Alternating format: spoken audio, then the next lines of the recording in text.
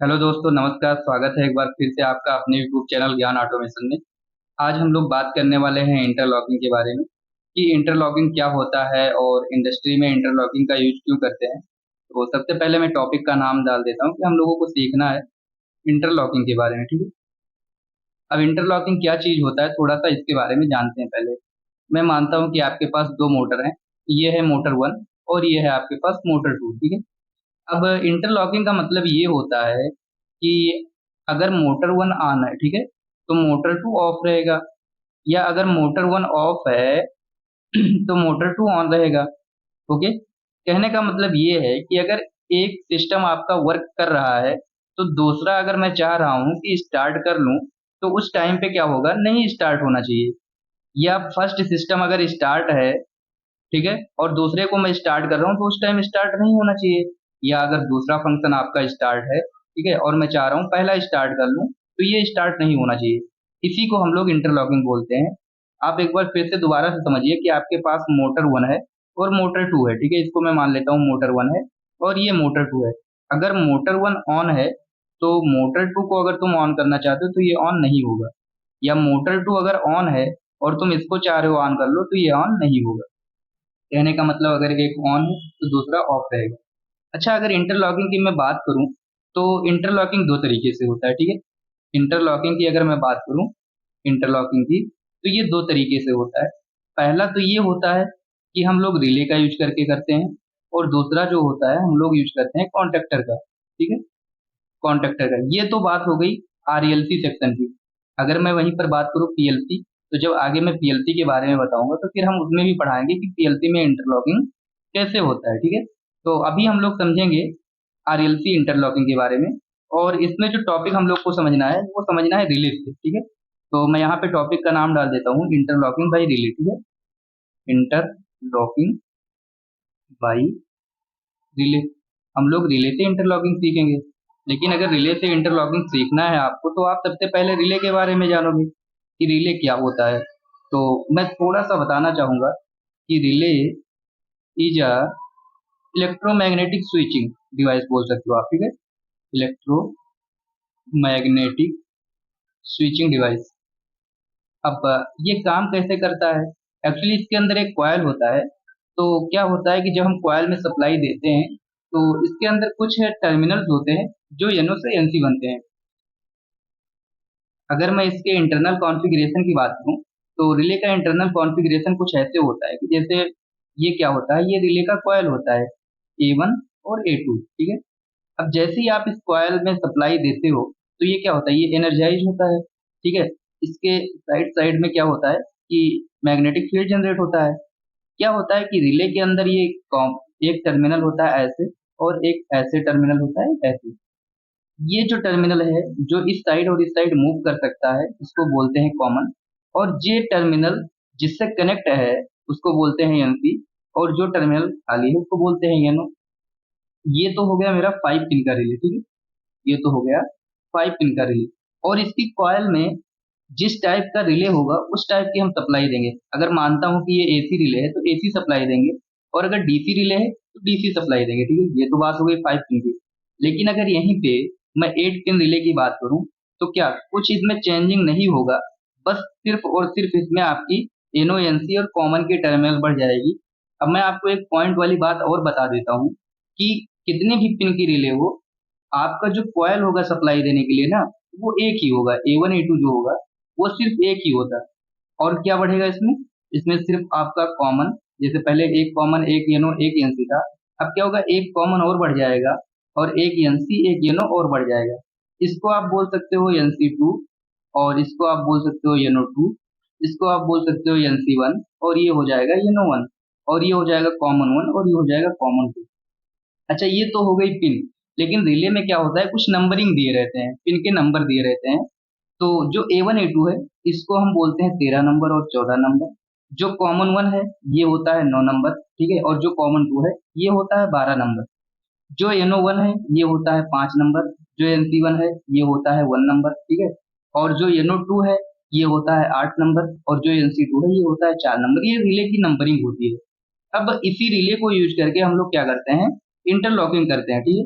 तो इंटरलॉकिंग का सर्किट मैं इस साइड में बना रहा हूँ और हम लोग देखेंगे कि इंटरलॉकिंग का सर्किट जो है वो कैसे बनेगा, ठीक है।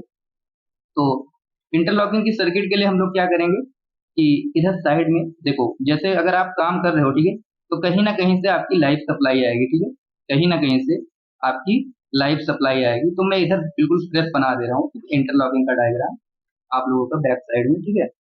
तो देखो, इधर से आपकी लाइफ सप्लाई है, मान लीजिए ये लाइफ सप्लाई है, ओके।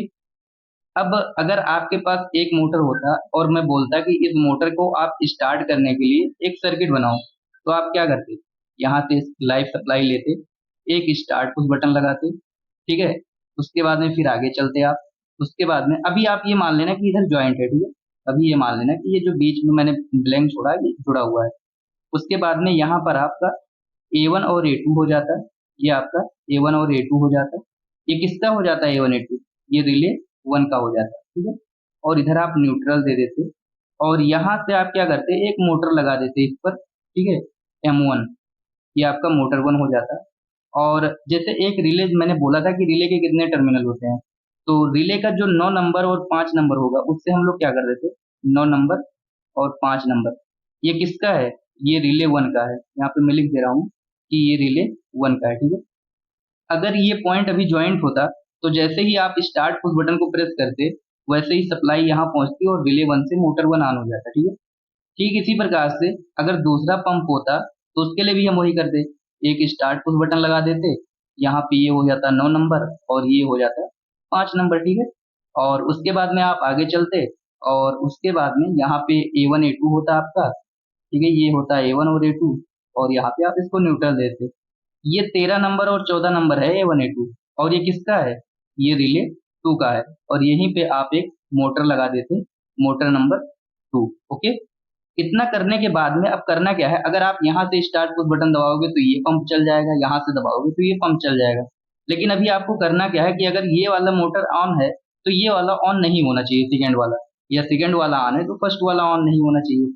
अच्छा, अगर मैं यहाँ पे और यहाँ पे एक एक स्टॉप पुश बटन लगाऊं तो मुझे दो स्टॉप पुश बटन लगाने पड़ेंगे। तो इसीलिए जो डायरेक्टरी मेन सप्लाई आएगी, मेरा मान लो यहाँ से लाइव सप्लाई आ रहा है, तो मैं क्या करूंगा, यहीं पे एक स्टॉप पुश बटन लगा दूंगा। स्टॉप पुश बटन का मतलब क्या है कि स्टॉप पुश बटन का मतलब यही है कि कहीं से भी वो सप्लाई को ब्रेक करे कि होल्डिंग टूट जाए और पंप बंद हो जाए, ठीक है। अब क्या होगा इस रिले में, जैसे मैंने बताया था, मैं यहाँ से दोबारा बना दे रहा हूँ कि जैसे मान लो ये रिले है, इसका 13-14 नंबर हो गया, ठीक है। तो इसका 9 नंबर और 5 नंबर, ठीक है, ये 9 नंबर है और ये है 5 नंबर। 9 नंबर और 5 नंबर आपने यूज कर लिया यहाँ पे होल्डिंग के लिए, ठीक है, एक रिले का। बचा क्या आपके पास, यहाँ पे 12 नंबर और यहाँ पे आपका 4 नंबर और 8 नंबर, ये 4 नंबर और 8 नंबर, ये रिले का टर्मिनल बच गया। तो अब जो ये बचा हुआ टर्मिनल है ना, इसी से हम लोग क्या करेंगे, इंटरलॉकिंग करेंगे। तो जो हमारा रिले सेकेंड रहेगा, ठीक है, उसमें हम क्या करेंगे, पहले वाली रिले की एनसी डाल देंगे। और जो हमारा रिले 1 है, इसमें क्या करेंगे, हम दूसरे रिले की एनसी डाल देंगे। कैसे डालेंगे उसको देखते हैं। तो जो स्टार्ट पुश बटन से वायर निकला है ना, ये कहाँ चला जाएगा, ये 12 नंबर पे चला जाएगा, कॉमन पे, किसके, रिले 2 के, ओके। और फिर इसमें से आपका दो टर्मिनल होगा, एक होगा आपका 4 नंबर और दूसरा होगा 8 नंबर, ठीक है। तो आपके 4 नंबर से फिर ये कनेक्ट हो जाएगा इस पे, ठीक है। और ये जो 8 नंबर वाला टर्मिनल है, ये कौन सा था, ये येनो टर्मिनल था, ठीक है। और ये जो 4 नंबर टर्मिनल है ये भी रिले 2 का होगा। सेम वही कंडीशन इसमें करेंगे, जो कॉमन टर्मिनल होगा मतलब 12 नंबर होगा रिले 1 का, ठीक है। और उसके बाद में यहाँ पे हो जाएगा 4 नंबर, ये किसका हो जाएगा, रिले 1 का। और इसी 4 नंबर से ये कनेक्ट हो जाएगा और जो 8 नंबर है ये खाली टर्मिनल रहेगा, मतलब 8 नंबर से हमें कुछ करना ही नहीं है, हमें किससे मतलब है, 12 और 4 से। जैसे ही आप यहाँ से स्टार्ट पुश बटन दबाओगे रिले फर्स्ट ऑन होगा और रिले फर्स्ट के ऑन होने की वजह से जब इसका 9 नंबर 5 से चिपकेगा ना, तो उसी टाइम ये 12 नंबर 8 पे चिपक जाएगा, ठीक है। अब क्या होगा, अब यहाँ से अगर आप बटन को प्रेस कर रहे हो तो सप्लाई यहीं तक आएगी, इससे आगे नहीं जाएगी। और अगर जब स्टॉप कर दोगे और इस वाले रिले को ऑन करोगे तो ये जो 12 नंबर है इसके 8 नंबर से कनेक्ट हो जाएगा, ठीक है। और जब ये कनेक्ट हो जाएगा तो फिर जब आप इस बटन को चाहोगे कि मैं ऑन कर लूँ यहाँ से, तो फिर ये ऑन नहीं हो पाएगा। तो मुझे उम्मीद है कि आपको वीडियो अच्छा लगा होगा और रिले की इंटरलॉकिंग समझ में आई होगी और आगे से आपको रिले का कंफ्यूजन नहीं होगा। तो इंटरलॉकिंग करने के लिए फिर से मैं बोल दे रहा हूँ, हमेशा आपको ध्यान रखना है कि इंटरलॉकिंग के लिए आपको एक दूसरे का एनसी डालना पड़ता है, ठीक है। मतलब फर्स्ट का एनसी सेकंड में और सेकंड का एनसी फर्स्ट में, ठीक है। तो ये फर्स्ट का एनसी सेकंड में और सेकंड का फर्स्ट में, ये इंटरलॉकिंग के लिए हमेशा ध्यान रखना। तो मुझे उम्मीद है कि आपको वीडियो पसंद आया होगा। आप वीडियो को लाइक कर देना, चैनल को सब्सक्राइब जरूर करना और वीडियो को अपने दोस्तों के पास तक जरूर से जरूर शेयर करना। जय हिंद, जय भारत।